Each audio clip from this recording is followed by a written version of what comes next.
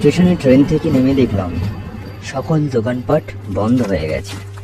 তার উপর কোথাও কোনো জনমানবের চিহ্ন পর্যন্ত নেই। শুধু স্টেশন মাস্টার টিমটিমে আলো জেলে বসে আছে। হাতের ঘড়ি দিকে তাকিয়ে দেখি রাত 11:30 বাজে। গ্রামে শীতের রাতে চারিদিক নিস্তব্ধ। তা যাই হোক, স্টেশন থেকে মিনিট 30-এর সাইকেল জার্নি করলেই 2-3টে ছোট্ট গ্রামের পর একটা বাঁশবাগান পেরোলেই আমাদের গ্রাম।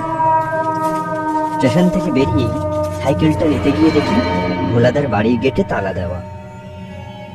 ভোলাদার বাড়িতে ট্রেনের যাত্রীদের সাইকেল ও মোটর সাইকেল জমা রাখা হয়।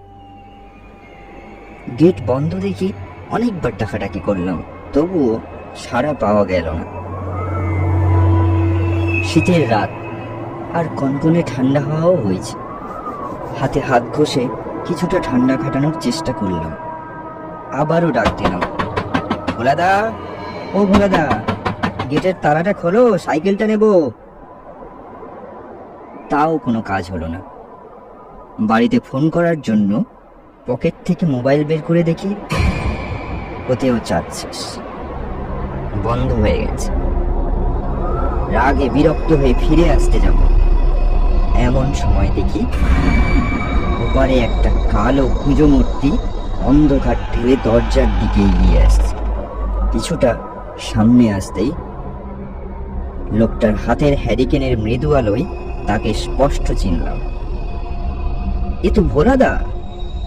মনের দুশ্চিন্তা একটু দূর হলো। ভোলাদা হ্যারিকেনটা মুখের সামনে ধরে বলে উঠল, ও তুই এত রাত অবধি কোথায় থাকিস বাপু? আমি বেশি কিছু না বলে শহরে কাজের চাপ থাকে বলে কাটিয়ে দিলাম।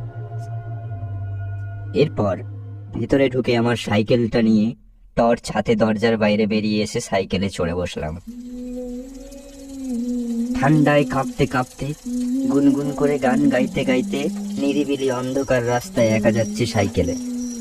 চারিদিকে ঝিঁঝি পোকার ডাক শুনতে পাচ্ছি, আর মাঝে মাঝে দূর থেকে এক ঝাঁক শেয়ালের কোন ভয়ানক আওয়াজ। প্রায় 15-20 মিনিট এইভাবে যাওয়ার পর হঠাৎ যেন হালকা আবহাওয়ার পরিবর্তন লক্ষ্য করলাম। ঠান্ডাটা বোধ হয় এবার একটু বেশি লাগছে, আর চারিদিকটা কেমন যেন নিস্তব্ধ, ঝিঁঝি পোকার ডাকও শোনা যাচ্ছে না। এবার একটু একটু ভয় হতে লাগলো। মনে মনে ভাবলাম, আর একটু সামনেই তো বাঁশের বাগান। এরপর সাইকেলের প্যাডেলে আমি জোর চাপ দিলাম, কিন্তু আগের মতো আমি আর জোরে টানতে পারলাম না। মনে হলো সাইকেলের পেছনে যেন ভারী কেউ বসে আছে। কিছু দূর যেতে একটা শব্দ শুনতে পেলাম, ঘস শব্দ। মনে হচ্ছে সাইকেলের নিচে মাটিতে পা লেগে খস খস আওয়াজ করছে। এবার ভয়ে শরীরের ভারসাম্য হারিয়ে ফেললাম। আরো একবার সাইকেলের গতি বাড়ানোর ব্যর্থ চেষ্টা করলাম, আর ঠিক তখনই আমার কাঁধে যেন কেউ একটা ঠান্ডা হাত রাখলো। আমি ভয়ে পেছনে আর চোখে তাকিয়ে দেখি সাইকেলের পেছনে কেউ একটা বসে আছে। পা দুটো শরীরের থেকে এতটাই লম্বা যেটা মাটিতে ঘষছে, আর একটা পিছলে আওয়াজ বের হচ্ছে। আমি ভয়ে পেছন ফিরে মুখের দিকে তাকিয়ে চিৎকার করে সাইকেল থেকে পড়ে গেলাম।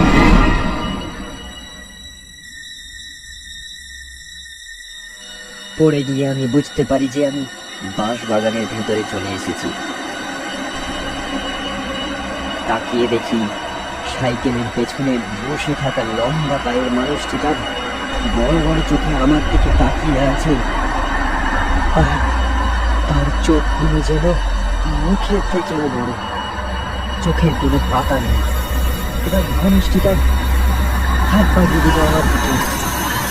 আমি কোনো রকম সাইকেল ফেলে দৌড় দিলাম বাঁশ বাগানের বাইরে বেরিয়ে যাওয়ার রাস্তার দিকে।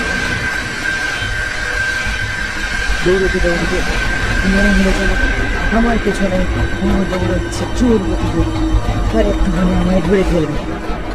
সামনে আমাদের গ্রাম দেখতে পাচ্ছি। তারপর একটু একটু রাত কেটে পরে আলো ফোটার চেষ্টা করছে।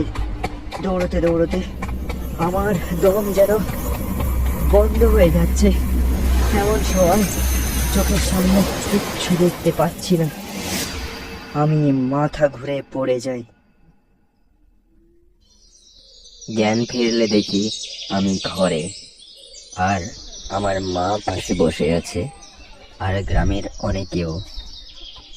শুনতে পেলাম আমি নাকি গ্রামের প্রান্তে জ্ঞান হারিয়ে পড়েছিলাম।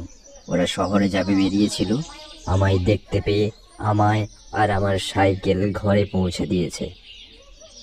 আমায় সবাই জিজ্ঞেস করলো, কি হয়েছে, কেমন করে জ্ঞান হারালো? আমি তাদের সব ঘটনা খুলে বললাম। ওদের মধ্যে যিনি বড় ছিলেন উনি বললেন, ও হচ্ছে এই গ্রামেরই একজন বাসিন্দা। ওর নাম ছিল রতন। তখন গ্রামে মহামারী দেখা দিয়েছিল। একদিন রতন ঠিক করলো শহরে যাবে এবং কাজ করে পয়সা উপার্জন করবে। ওর বউ, 2 ছেলে আর 1 মেয়ে রেখে ও শহরে যায়। তখন গ্রামে মহামারী এতটাই বেড়ে গেছে, গ্রামের পর গ্রামের মানুষ মারা যাচ্ছে না খেতে পেয়ে। রতন টাকা খাবার নিয়ে যখন শহর থেকে গ্রামে ফেরে, তখন দেখে গ্রামে 2-1 জন ছাড়া কেউ বেঁচে নেই। যারা আছে তারাও অসুস্থ। বাড়ি গিয়ে দেখে তার ছেলে মেয়ে সকলেই মারা গেছে। সে ছেলে মেয়ের মৃতদেহ দেখে কষ্টে দুঃখে ওই বাঁশ বাগানে গিয়ে গলায় দড়ি দেয়। তারপর থেকে রতনের আত্মা সেখানেই থাকে, আর তার ছেলে মেয়ের বয়সী কারোকে দেখলে তার সন্তান ভেবে তার কাছে নিয়ে যেতে চায়। এরপর থেকে শহরে গেলে তাড়াতাড়ি বাড়ি ফিরে আসার চেষ্টা করতাম। ধন্যবাদ দর্শক বন্ধুদের। গল্পটি ভালো লাগলে অবশ্যই লাইক ও কমেন্ট করবেন, আর হ্যাঁ, চ্যানেলটি অবশ্যই সাবস্ক্রাইব করবেন। আমরা আরও রহস্যময় কিছু গল্প আনতে চলেছি।